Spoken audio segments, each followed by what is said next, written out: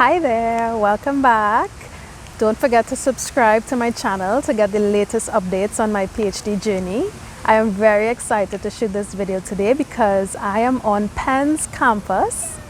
This is where I went to university for my undergrad and master's for 5 years, and just coming back and being on campus gives me so much excitement and nostalgia. So if you're wondering why I'm back on Penn's campus, it's because I accepted an internship in Pennsylvania for the next 6 months. So this is during my PhD time. Essentially, I'm taking a little break or 6 months off to pursue this internship.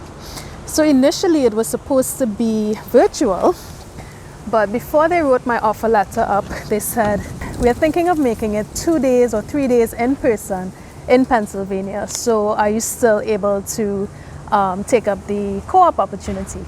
So I thought about it because, of course, I'm married, I live in Georgia, and I spoke with my husband and he was like, yeah, this is a great opportunity for you. You should definitely take it. And I definitely wanted to take it as well. So we decided that that's what I'll do. I accepted, and now I'm here in Pennsylvania at Merck, doing a 6-month co-op looking at using sensors or digital data to now analyze Parkinson's disease patients. I cannot talk too much about this project because a lot of the work that they do is confidential, but essentially it's within the scope of what I'm currently doing for my PhD anyway, right? So right now I'm looking at capturing data from humans using these 3D motion capture devices set up in a lab. But now Merck using inertial measurement units or sensors, so to collect now digital data from humans so that you can do experiments and capture information from humans outside of the laboratory setting. So I think this is a great opportunity for me. The whole reason for me pursuing this co-op or internship or externship, if you may, is because I was confused as to whether I wanted to stay in academia or to go into industry after I attained my PhD. So I spoke with a bunch of professors and they were saying this is the best time to explore that. So when I saw that posting for a 6-month graduate co-op, and it's directly within what I'm currently doing, I said this is perfect. This could give me immersion into industry for a bit so that I could then make that decision at the end of my PhD, which I hope will be like about 1.5 to 2 years. So yeah, that's why I wanted to do the internship, to get experience. Also, I wanted to build some skills and gain some motivation for some of the work that's being done in industry. So more of that translational aspect, and see if maybe I can gain some insight to improve my current PhD project. The internship is fully paid, so that is perfect. And I did have to give up some funding, so my NSF stipend. So I obviously can't be paid for my PhD if I'm not doing PhD work. So I had to give up my NSF funding for 6 months, and it will restart when I start back my PhD. But it was a great time, I think, for me to do this internship. I think if you do want to explore internships, co-ops, externships during your PhD, you have to make sure that the timing is right. Okay, so you want to make sure that you're on track to complete your PhD. You have completed your main milestones. In my case, I completed my thesis proposal, which is, a very big step before the thesis defense. So I felt more comfortable taking this risk now to leave the PhD and explore something on the side. It may be different for you. It could also depend on finances. So for example, I have my own funding through the NSF, so there's a less pressure from my advisor to finish something based on her main parent grant or something like that. So yes, I am making a sacrifice here. I am taking a risk. I am giving up some of my external funding. But I think it's for a good cause, and that hopefully I gain some valuable insights from this experience before I graduate. Luckily, this internship required me to maintain my student status. So although I'm giving up some money from my personal stipend from the NSF, they're still going to pay for my student health insurance and tuition.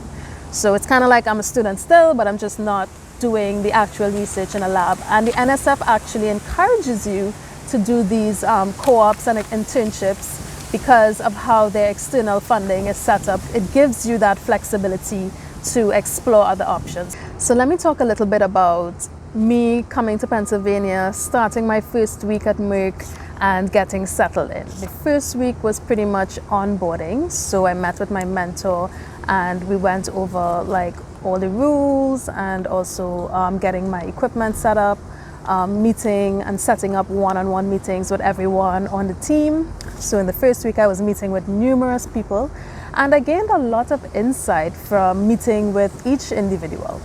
The two main takeaways that I got from meeting with these different team members is that one, you don't just want to do your assigned project, right? You want to add value to the company while you're here on this internship so that you can get credit for something independent that you came up with and would better the team. So that's something that I really didn't think about. Like I thought that I came on to do a certain goal, to do a certain type of analysis using the gate data. But learning from another member of the team that, you know, it might be nice to add something different, you know, add a new perspective while you're here. So that's something that I definitely now need to consider. And I have been thinking of ideas where I can bring value to the team, but not distracting from my main project. So thinking about something that could work well to bring some essence of independence as well as fulfilling the main goal of why I was hired in the first place. The second thing that I learned from one of my discussions is that I shouldn't be afraid and I shouldn't feel like I need to know everything in order to fulfill my goals. And I'm glad that this person was able to share that with me because, you know, coming on and hearing about the project and knowing that some of these things I really am not familiar with, was able to help with that feeling of imposter syndrome that I had and still do have. So in the first week when my mentor was extremely excited talking about all the wonderful analyses that I would do and all the things that I would discover, I definitely felt intense levels of imposter syndrome because now I'm like, I'm being paid money now. Like they brought me in as a contractor essentially to fulfill this project and I don't even know the coding language. Right? I've done very little Python. I've always said that I would push myself and try to learn it on the side, but somehow I just never did it. So now they're telling me, oh, you got to code in Python and then you're going to be using SQL. And I'm like, oh my goodness, I've never touched some of these things. And then we're using cloud computing, working with big data. I've never worked with big data before. I have worked with human data, but in a small sample size. So now that they're just throwing this big data set and I need to now organize it in a database and then use SQL and all this stuff, this sounds like cake to some people who actually know about coding and database management and queries. But to me, who codes in MATLAB, because that's the academic way, majority of the time, it's very scary. But overall, I think I'm very excited because I'm going to learn a lot from this experience. I'm going to leave this internship knowing how to work with big data so that in future when I'm doing bigger projects, I already have that framework set up of understanding how to do database management and analyses in this bigger scale. So I'm really excited for that part. Also excited about learning more about the cloud computing. Typically what we do is we analyze data from our local hard drives or some external drive, and they're moving away from that and putting all the data on a cloud that you can access from literally anywhere, and it's safe and you could track who is like accessing the data, how the data is being used. So that's perfect. That's another skill that I hope to gain throughout this time. It's also good that I'm going to be making connections with people in industry. So if I do decide to do or pursue industry after my PhD, I already have some links to people who are working within my direct interests. So I'm really happy for that. I've been adding more people on LinkedIn. That's another thing they told me. Make sure and add and build your LinkedIn. And they told me to double the number of people on my LinkedIn that I currently have, which is like 400. So I need 800 people on my LinkedIn by the time I leave the internship as a metric of success, I guess. What's also very interesting to me is that I always thought that when you do your PhD, you become really good in this thing and you're just going to keep driving the science, doing the work for the years to come. But what I've realized is as you move up the chain, you become less involved in the direct science and more involved in managing people and managing projects. So thinking about it on the flip side for academia, that's what my PI does. She is a little more removed from the actual technical work or the coding or whatever, the analyses, but she kind of offers that guidance and manages the team to now fulfill the overall goal. So I thought that was interesting because I was like, maybe I'll do professorship, but it's kind of similar. You're still going to probably be managing people and being a little more removed from the science. But I'm looking into ways where I can now merge the two, maybe still being very involved in the science and still moving up the hierarchy and managing a team. So that's where I'm at now, trying to understand the different roles, what's possible between the two different fields, academia or industry. And hopefully by the end of the internship, I can give you a little more insight into how I'm feeling or where I'm leaning towards. So far, I would say I like being paid. So if academia is not, paying me well, that's going to be a very sore point for me. But I do love to teach. However, you could teach in any setting, so it depends on what aspect of teaching I'm interested in. And then of course, I do love to code. So I want to be remaining in the science. I want to be keeping up with the technology and moving up with everyone.